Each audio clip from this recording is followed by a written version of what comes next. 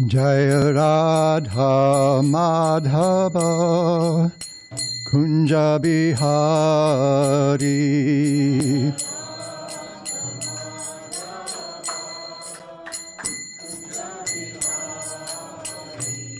Jaya Radha Madhava Kunja Bihari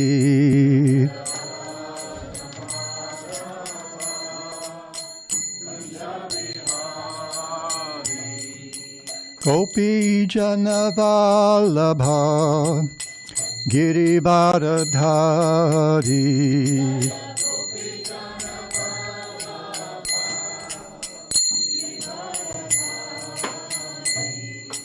Gopi Janavalabha Girivardhari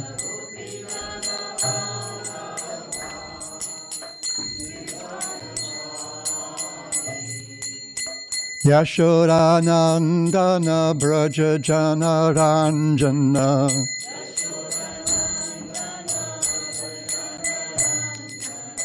Yashodanandana Braja Jana Ranjana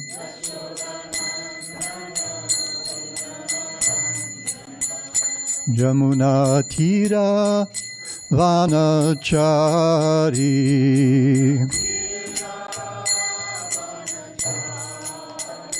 Yamuna Tira Vanachari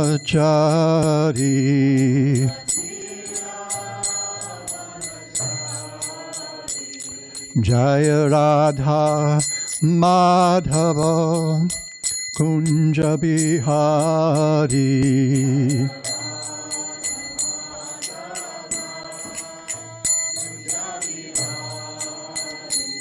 Jaya Radha Madhava Kunja Bihari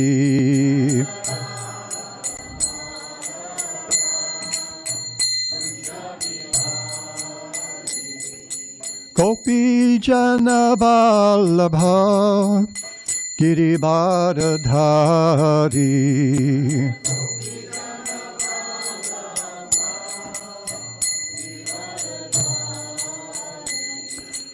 Gopi Jana Vallabha Girivardhari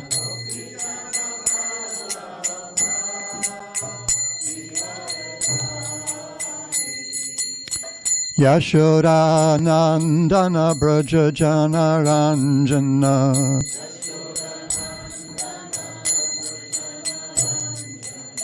Yashodanandana Braja Jana Ranjana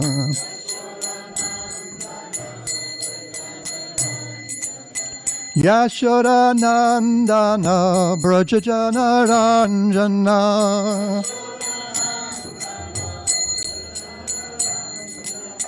Yamuna Tira Vanachari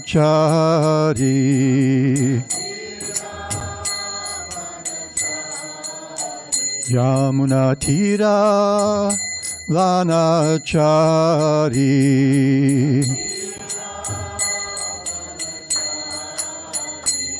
Hare Krishna Hare Krishna Krishna Krishna Hare Hare Hare Rama Hare Rama Rama Rama Hare Hare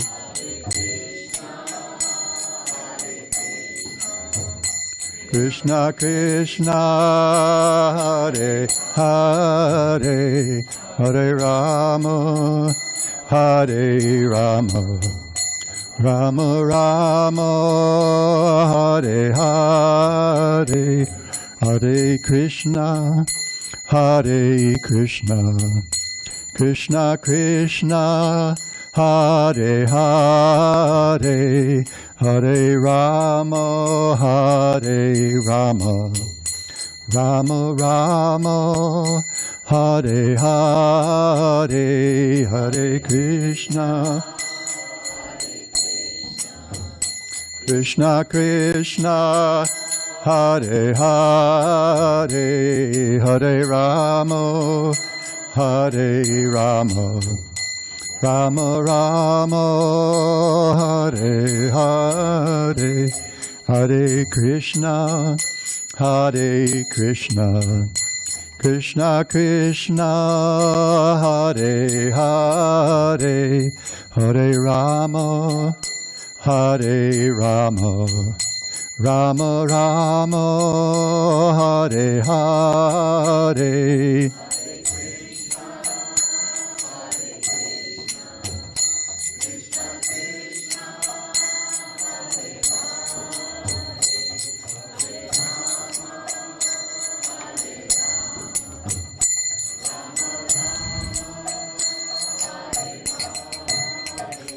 Hare Krishna, Hare Krishna, Krishna Krishna, Hare Hare, Hare Rama, Hare Rama, Rama Rama, Hare Hare. Krishna Krishna, Hare Hare, Hare Rama, Hare Rama, Rama Rama, Hare.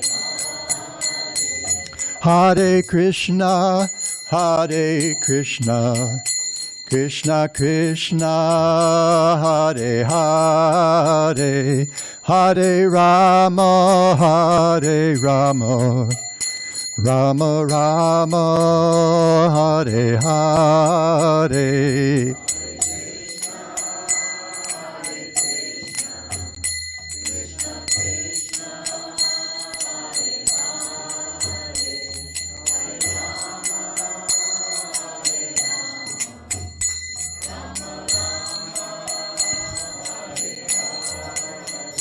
Hare Krishna, Hare Krishna, Krishna Krishna, Hare Hare, Hare Rama, Hare Rama, Rama Rama, Hare Hare.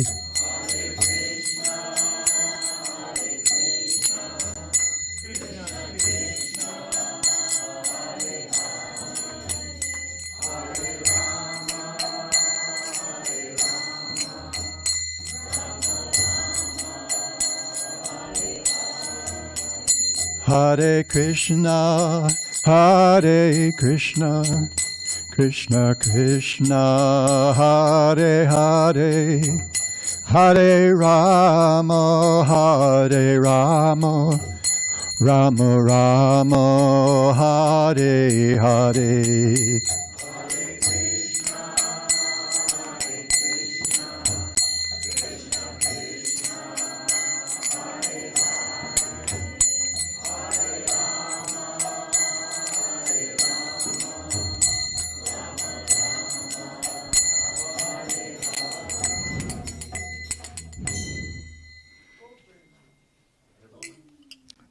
Thank you. That was terrifying. I'm used to hiding behind the harmonium. I just kind of try to mask my voice or something.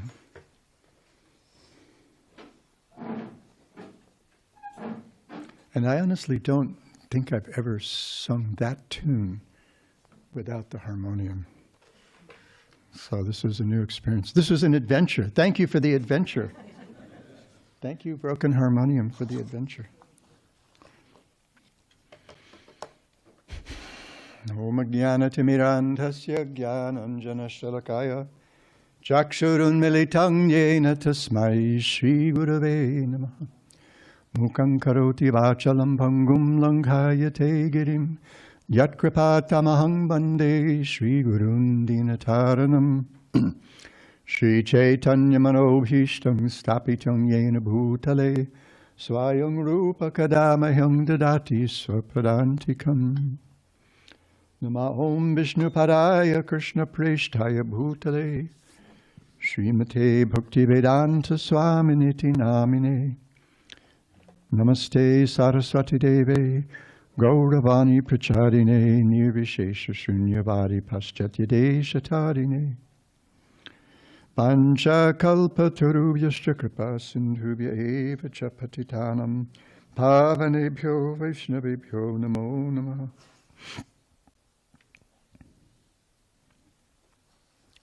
Also terrifying, giving a talk in front of all these people. But I'm encouraged by the friendly faces and the warm hearts, so I'm going to venture on. First, as an old writing teacher, I like to have a sense of my audience. Is there anyone here who's new, who hasn't been here before, or hasn't been to a Bhakti? Oh, all right, in the back row. Okay. What does the GPS say? Recalculating?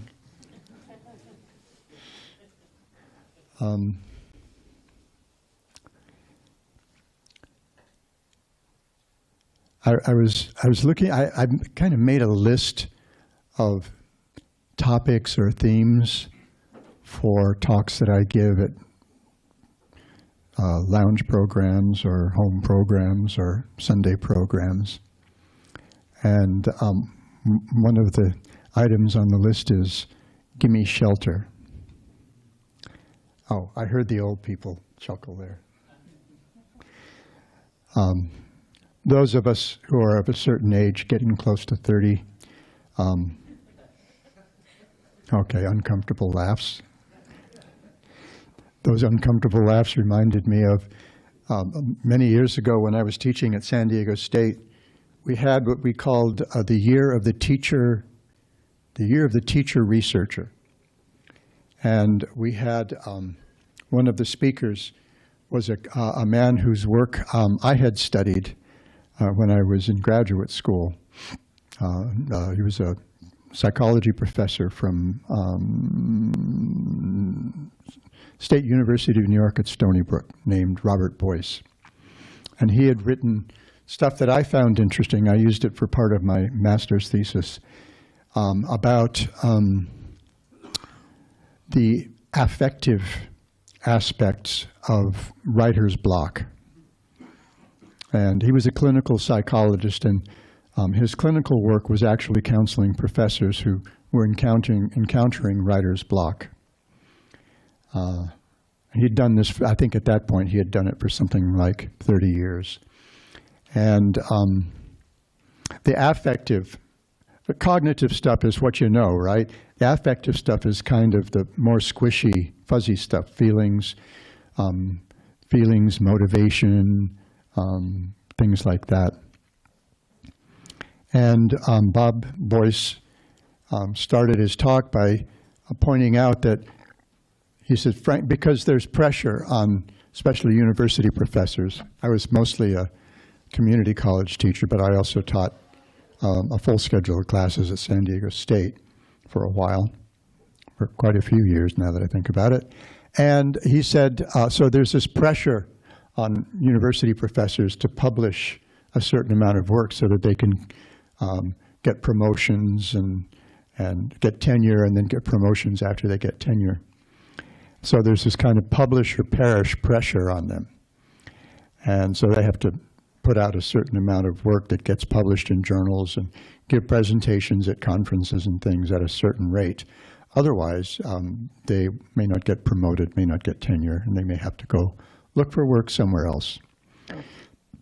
So Bob said that one of the predominant things that came up when he was working with professors who had encountered writer's block was the sense that maybe it's this project that will show everyone else that I don't belong here.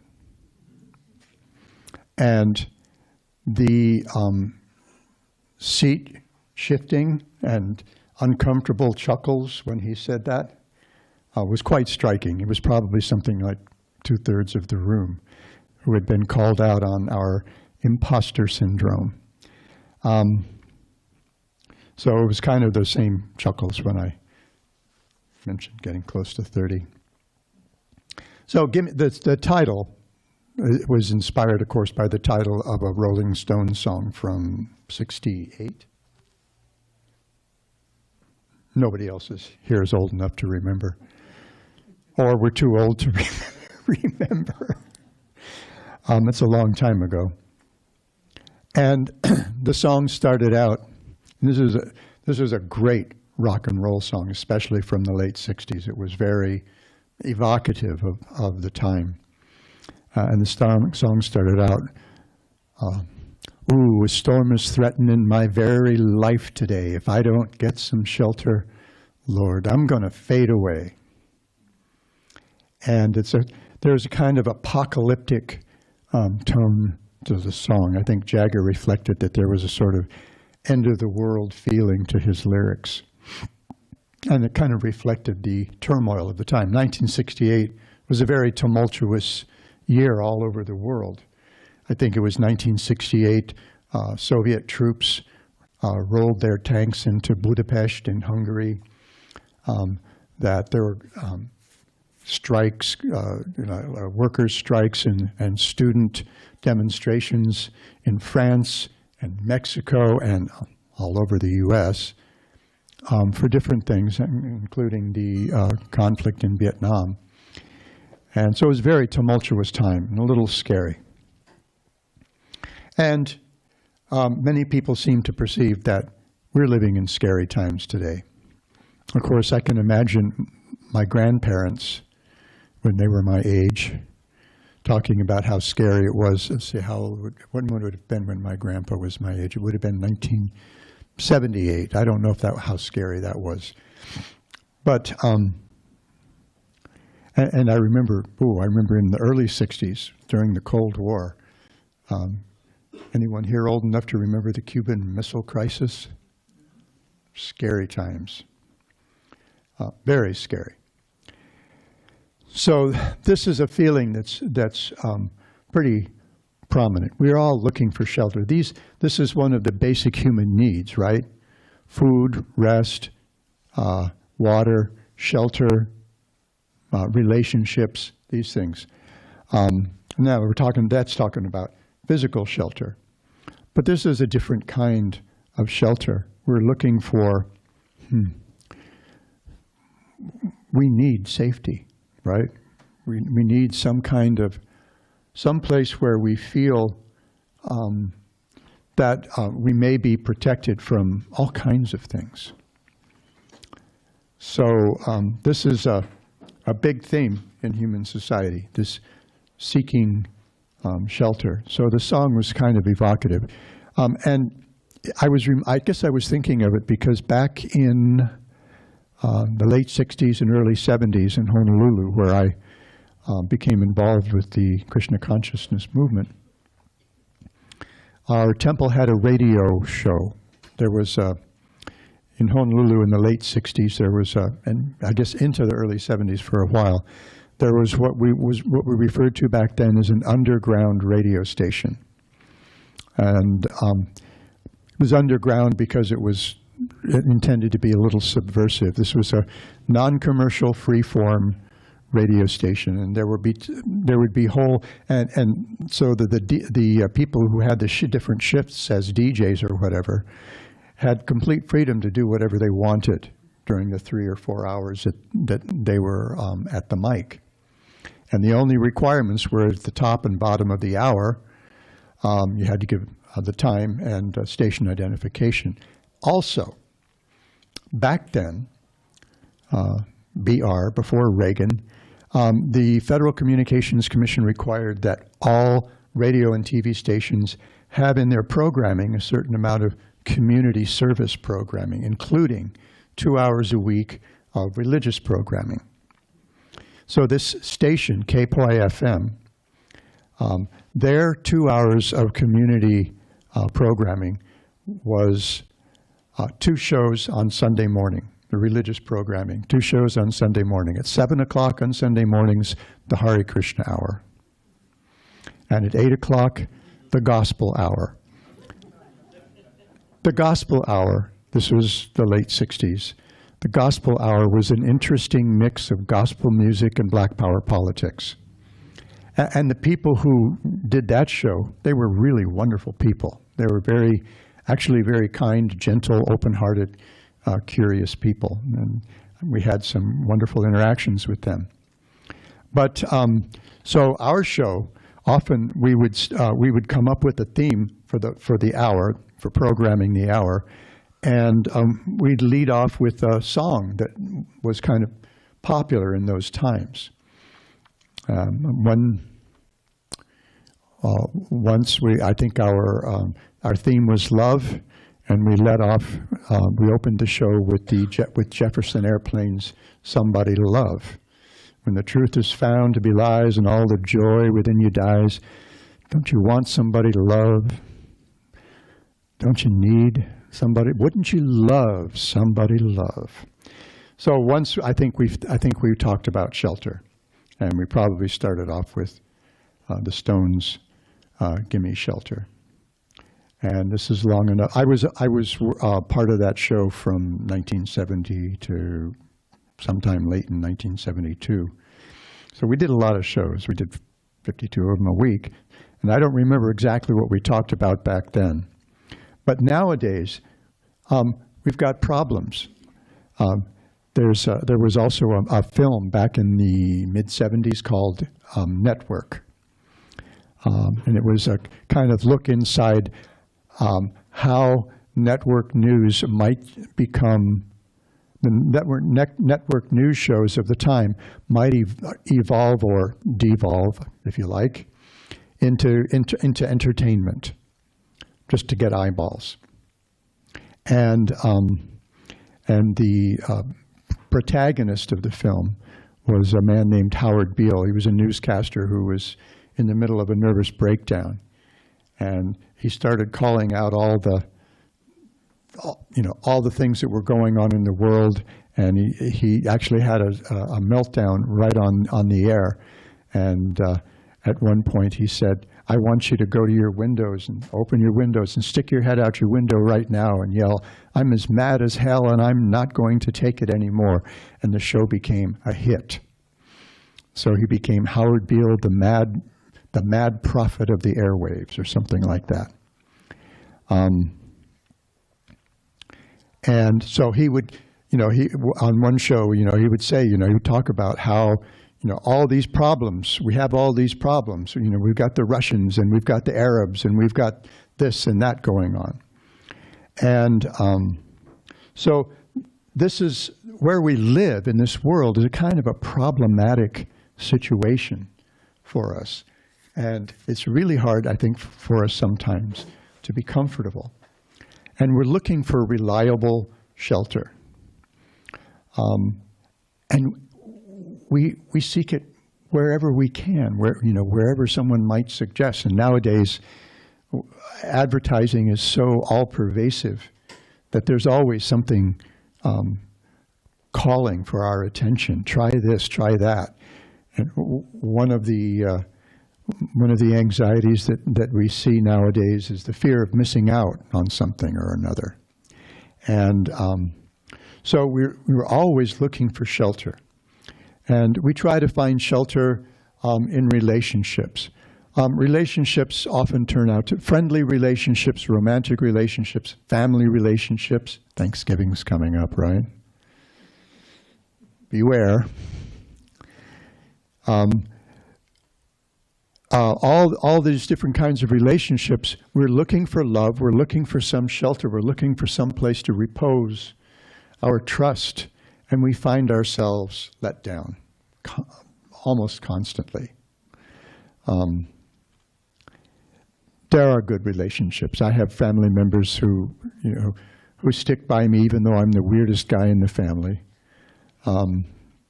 They're still my cousins. My age, that's all that's left, except for nieces, nephews, and that kind of thing. But we don't have any aunts or uncles anymore, and grandparents, barely remember them sometimes. We look for shelter in wealth, right? We think, if I can just earn enough money, I'll be able to buy a house. I'll be able to buy a house in... where's a prestigious place to buy a house? La Jolla. I was going to say La Jolla, but then I didn't want to, because I know people who live in La Jolla. Then I'll be safe. Then I'll be happy. And guess what? You got the property taxes. Oh, I imagine they're really something in La Jolla. Got the property taxes. You got the mortgage, maybe not, or the rent. And then you got to pay for the utilities. And then there's constant maintenance. I owned a house. I know about that. And not in La Jolla. I owned a very modest home in the country on the big island in Hawaii. Always working on that thing, always spending money, always going to, first it was HPM, Hawaii Planing Mill, which also was read as Haoles Pay More. Local people, they would accuse the local folks who ran the store, and then of gouging folks who came from the mainland. But then later there was Home Depot. There was a Home Depot in Hilo, so it was more had a greater variety of things. And I guess because it's a chain, maybe a little better prices. But there's always trips to one of the home improvement stores for parts, Ace Hardware and K Hour, whatever, and you were always working on stuff. So, and when we fall into this wealth trap, then that means we're never satisfied with what we have. We think, oh, I need a little bit more next year and a little bit more next year. You have to work when you're trying to accumulate wealth, then you have to figure out different ways to deal with taxes, different kinds of taxes, income taxes, and what do they call them? Something gains taxes, capital gains taxes. See, that's how much I know about money. Explains a little bit why I live as a beggar. And so many things that you have to worry about with wealth. And maybe we find shelter in our devotion to a sports team. Just like when I lived here, we had the San Diego Chargers, who made it to the Super Bowl one year, I remember. I remember I was grading papers one Sunday afternoon, and I heard the noises in the neighborhood. There was the playoffs game for the Super Bowl, and it was the Chargers versus the Dolphins. And I thought, okay, after halftime, I thought, okay, I'm going to take a break, and I'm just going to listen to the game on the radio and see what everybody's so excited about. And it was just like drama up to the very last second.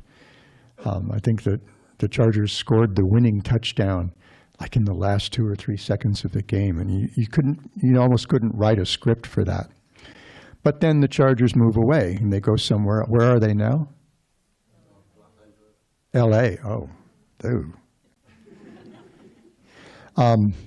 That's almost worse than the L.A. Rams going to St. Louis. So that, those things aren't necessarily going to satisfy us. When we're kids, we take shelter. We take shelter of identifying with our high school. I lived in Northern Virginia. I went to high school in Northern Virginia. I was at Mount Vernon High School. And the closest high school is always your biggest rival, right? Our closest high school was Groveton High School. And whenever there was a Mount Vernon Groveton High School football game or even a basketball game, I think there would always be fights for some strange reason. Never mind that when we were in elementary school or intermediate school, we probably went to school with those same kids. But all of a sudden, just because of the way the high school districts are divided, then we're in these different high schools. But we identify so strongly with those things. Or we take shelter in our nation, right? I'm an American, someone else is Russian, someone else is Ukrainian. And there's pride in our nation. That's kind of a natural thing. We identify with that. But those things also fail us. Ultimately, we find weaknesses in the political structure. We find weaknesses in the moral character of the leaders. So many things disappoint us. Maybe we take shelter in a religion, and we find, well, that lets us down somehow or another. And we may even take shelter in, if you're from Indian culture, something like Indian culture, you may take shelter in some concept of heaven. That if I'm good, it's like I remember when we would go to Sunday school when I was a kid. If you can imagine me being a kid. Then we were exhorted constantly to behave, to be good, so that we could go to heaven. And then there's always something that disappoints us there, lets us down in the church. And we read in the Srimad Bhagavatam, in the 11th canto of the Srimad Bhagavatam, one sage, I can't remember which one now. Anyone remember? One who says, Tasmad Gurum Prapadyeta. He explains how relationships and wealth and even attaining heaven are all going to be disappointments. Because even in heaven, there's competition, there's envy, there's backstabbing, and ultimately there's fear of, when the time expires and we have to come back down to some place like this. So whatever shelter we're looking for, it's probably, we've probably experienced that they fail us somehow. But if we're looking for the ultimate shelter, that we can find in the absolute truth. That we can find in the source of all things, who we see as Krishna, the Supreme Personality of Godhead. We see him on our central altar in the form of Radha Giridhari. And that's a shelter that never fails. And we see in the accounts of Krishna's pastimes, when he appeared in this world, how he was always giving shelter to the residents of Vrindavan, even as a boy, even as a little boy. These demons would come and assault the residents of Vrindavan, especially trying to kill Krishna. He would always defeat these untoward characters who came.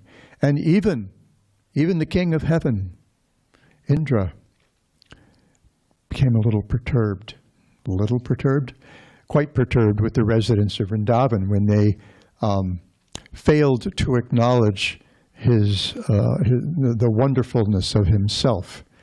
And at Krishna's urging, they forewent performing the worship of Indra, the god of the rains, and instead worshipped this local mountain, Govardhan Hill, and the cows and the priestly intellectuals of Vrindavan.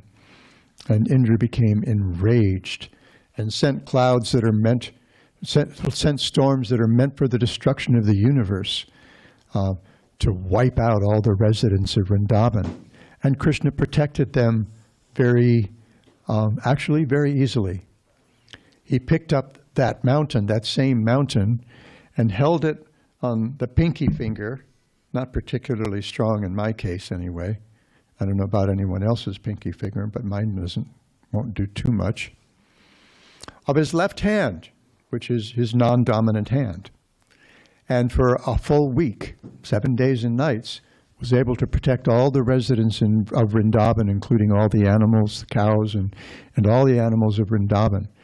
And they all took shelter of Krishna in the form of Govardhan Hill, which he held as easily as he picked up and held as easily as a kid would pick a mushroom out of the. And there's probably plenty of mushrooms, now that I think about it, in Vrindavan, because there are plenty of cow patties. And mushrooms like cow patties, right? because Vrindavan is a place of cows.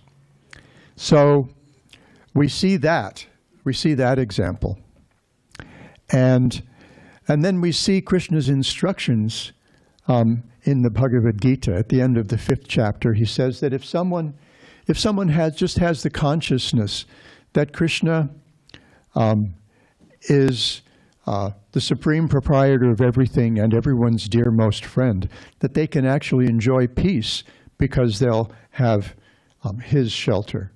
And then at the end of the Bhagavad Gita, he tells his friend Arjuna, and he's already mentioned this in the middle of the Bhagavad Gita. That chapter, that 9th chapter, the middle chapter of the Bhagavad Gita is called the most confidential knowledge. And Krishna starts out saying, okay, Arjuna, now I'm going to tell you the most secret thing. And he builds throughout 34 verses in the Bhagavad Gita a progressively glorifying bhakti.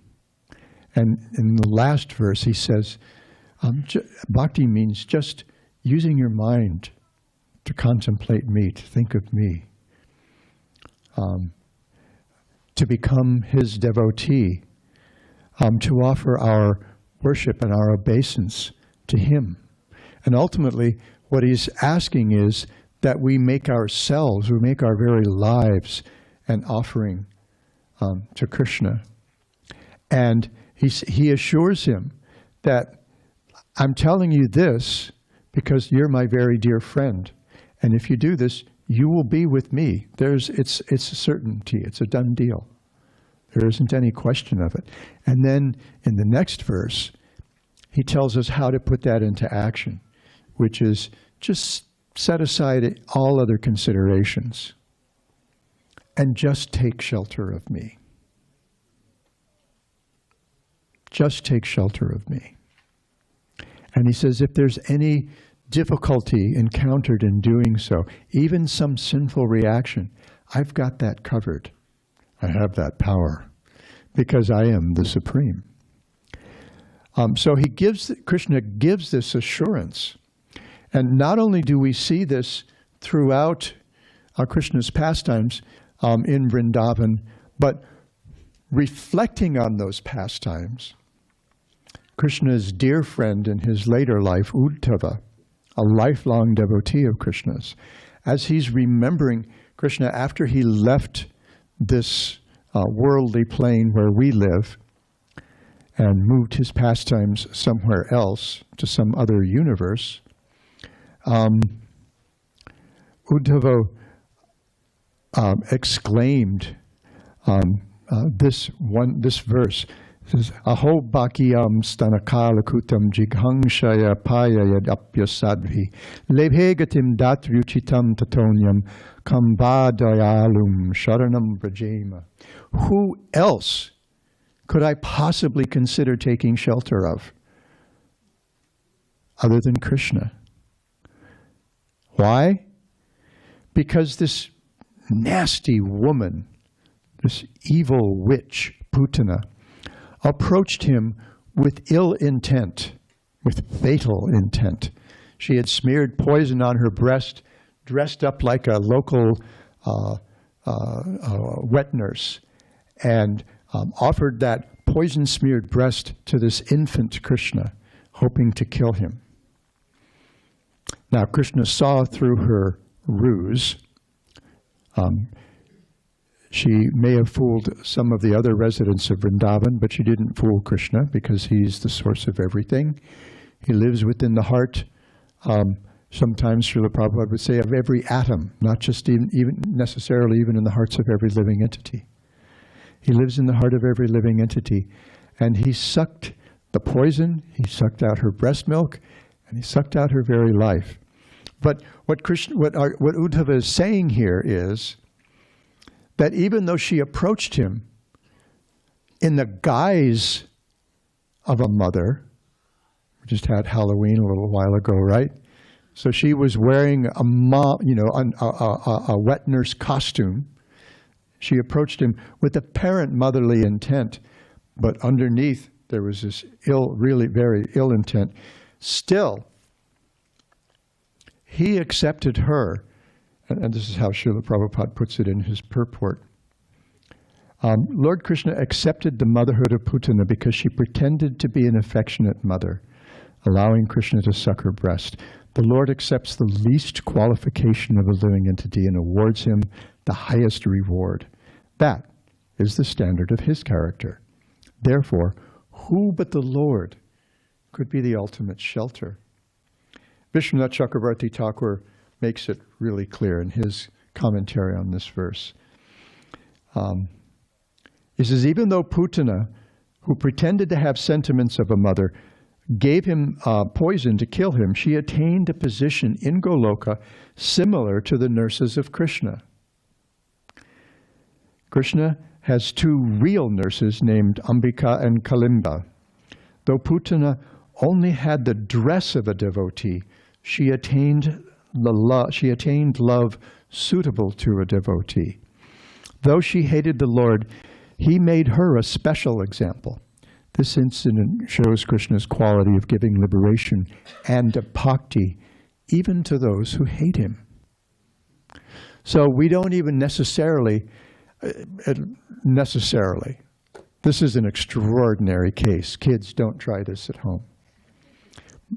But this is what an infallible shelter the absolute truth is. The Supreme Personality of Godhead, Krishna.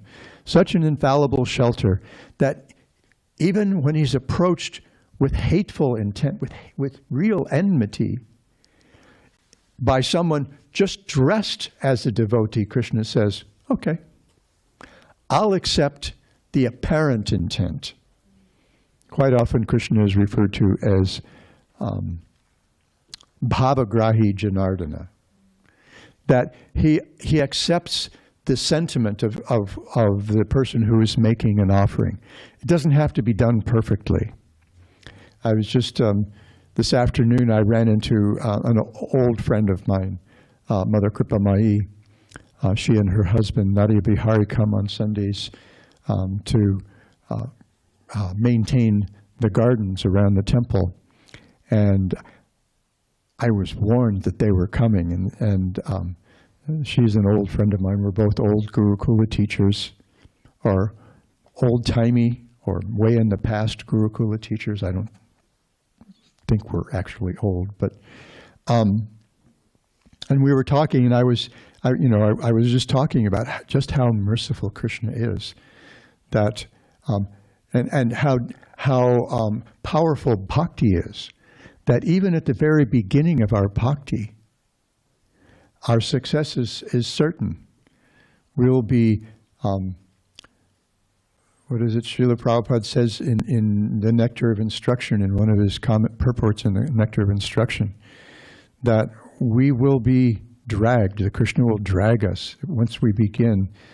It's such a powerful process, the process of trying to cultivate love for bhakti, that our ultimate success is assured, because as powerful as Krishna is, this is a real secret. You have to promise not to tell anybody if I share this with you.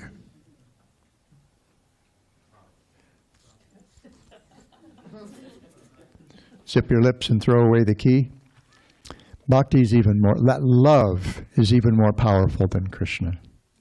Krishna tells us throughout the he tells us in the Bhagavad Gita, he hints at it, and he tells us explicitly throughout the Srimad Bhagavatam that he actually comes under the control of love. There are two ways we can try to control people. By force, which is often just a drag and doesn't work very well, right? You know, we've probably seen the TV shows about the CIA or the Army or somebody doing enhanced interrogation on people. And after a while, the people just decide, I'm going to tell them whatever I think they want to hear, so they'll stop. Whether they were actually involved in whatever it was that they're trying to chase down or not. So trying to control by force doesn't work out very well. It's no fun for anybody, really, unless you're really weird. And the other way is by love. And that force is irresistible, even to Krishna. Srila Prabhupada wrote, therefore, when we worship Krishna with Srimati Radharani, who is the origin of bhakti. She is the personification of devotional love for Krishna. And she has Krishna under her thumb. She has him under her control. If she gets a little peevish with him, he goes to his buddy Subal and he starts whining, oh, I'm afraid of Radharani. I think she's mad at me. I think she's done with me. And Subal will console him. And they'll make a plan, and he'll go back and he'll make nice with her. Love is so powerful that it even controls Krishna. One of our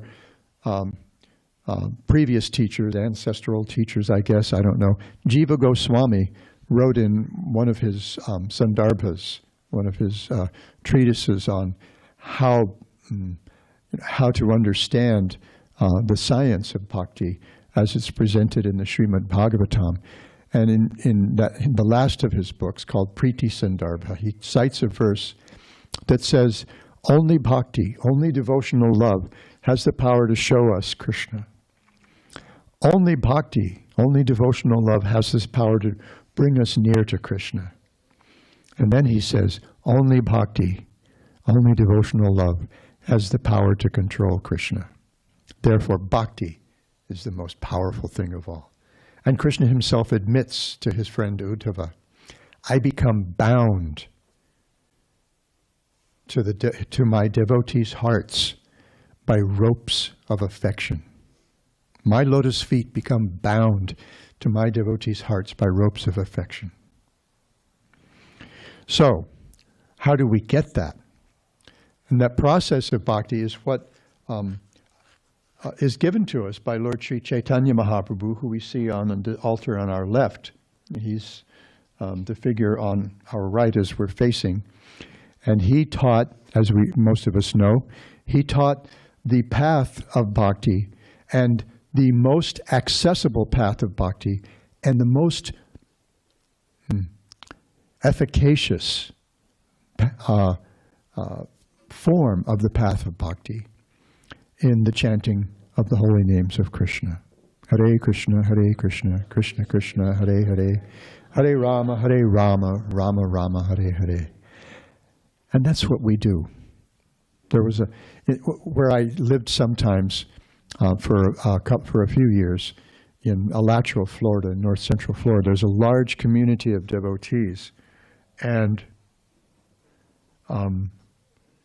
I guess starting next week they'll be preparing for the Festival of the Holy Names. This is something they do during Thanksgiving week, and it culminates just 2 days after Thanksgiving in 2 days of 12 hours of nothing but chanting Hare Krishna. And it's quite wonderful. And they often have a theme, and I guess they have swag that goes along with it.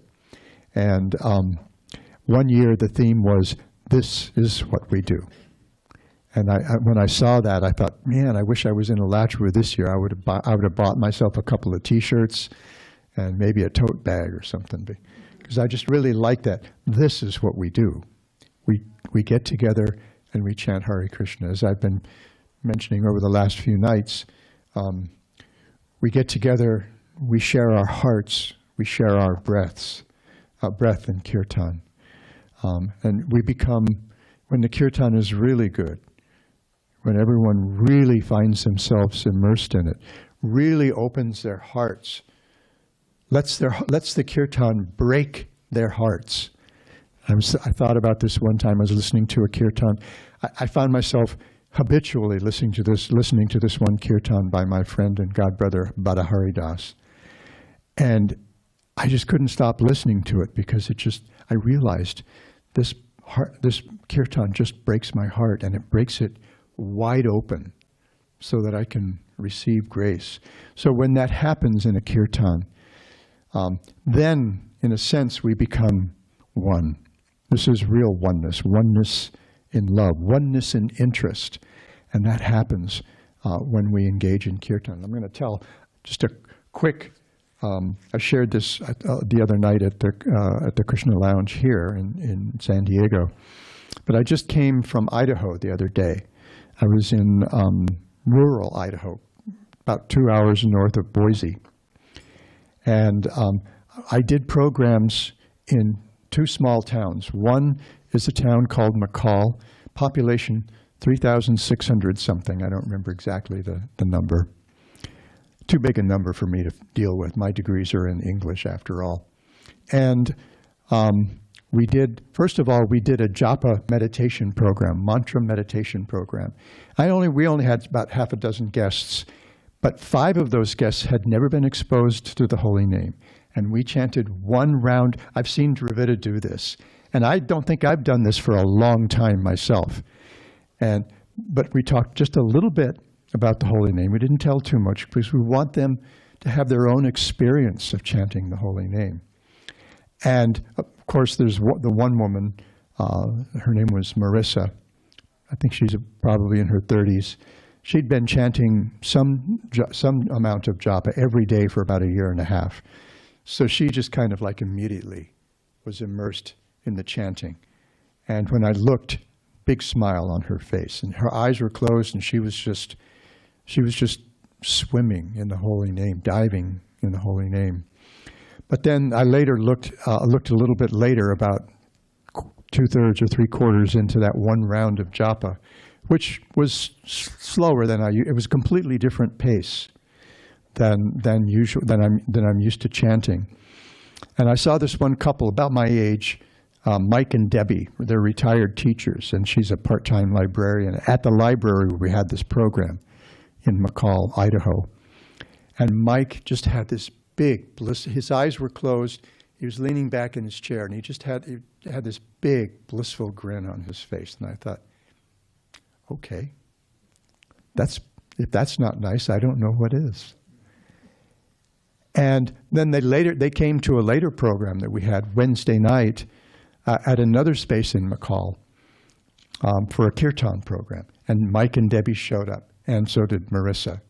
And we had about 20 or 22 guests there that night. And everyone became completely immersed in the kirtan. Everyone was smiling at the end, and everyone was a little sorry that it was time for us to stop. And then the town that we lived, my hosts lived near, they live a few miles from a little town called Donnelly, population 249. And we had a program at the Donnelly Public Library, which literally is a little log cabin full of books, and as I later discovered, full of books and warm hearts. And we had a Q&A session as part of an after-school program at the Donnelly Public Library. And I think we must have had 15 kids and maybe 6 or 8 adults, dads, grandmas, that kind of thing. And it was really, I was ready for anything. It was like kids from 6 or 7 to 12. And I was just, okay, kids, ask a monk.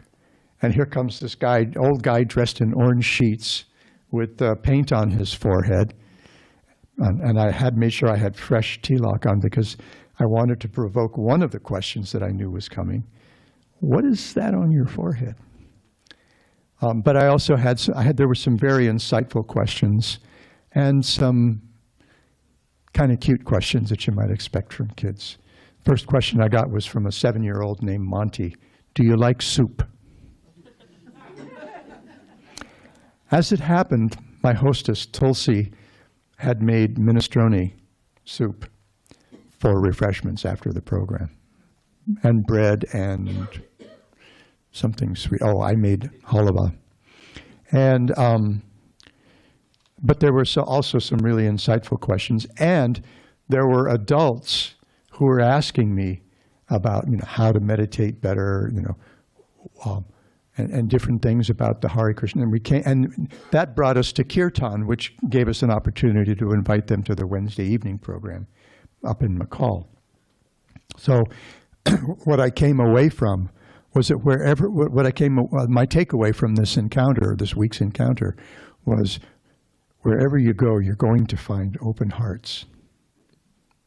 And it was just, it was really, really wonderful.